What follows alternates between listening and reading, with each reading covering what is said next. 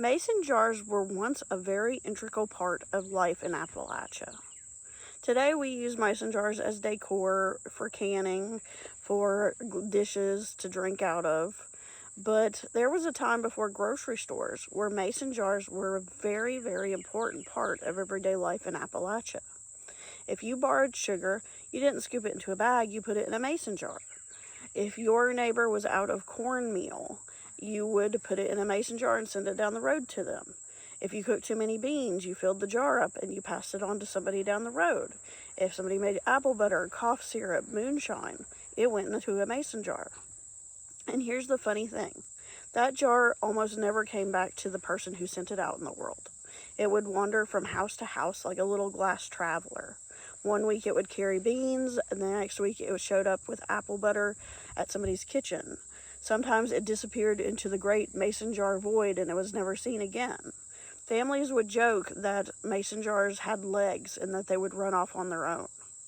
But it wasn't about lost glass. The jars are a symbol of how tight-knit mountain communities used to be.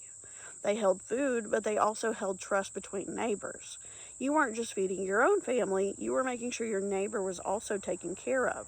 A jar might be passed along from household to household to household, and each of those households using it for their own needs. So the jar was kind of like a receipt.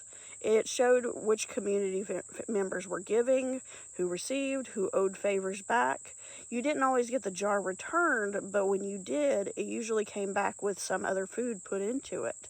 So it was like people were repaying the kindness that their neighbors had shared with them. So a simple glass jar is, a symbol of a whole exchange system that used to exist in the Appalachian Mountains. It's not like a history book or a ledger, but it was just, one jar moving from kitchen to kitchen to kitchen. And it showed these integral, social networks and how people exchanged things and took care of one another. So it's an interesting part of the history here, because jars, they weren't containers, they were social transactions. They recorded invisible debts and relationships that in a way that people understood back then. And it doesn't really exist today because we have grocery stores and we don't have to do community-wide canning events, or, we don't have to do the things that people used to do to survive. So if you ever see an old mason jar in a thrift store, or, find one out in the woods, think about how much history might be behind that jar.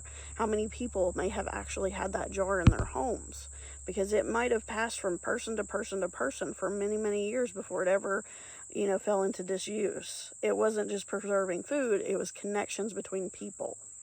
My name's Casey. I have a PhD in sociology. I study Appalachian history and the media. Hit the like button, follow along for more Appalachian content, and thank you for watching.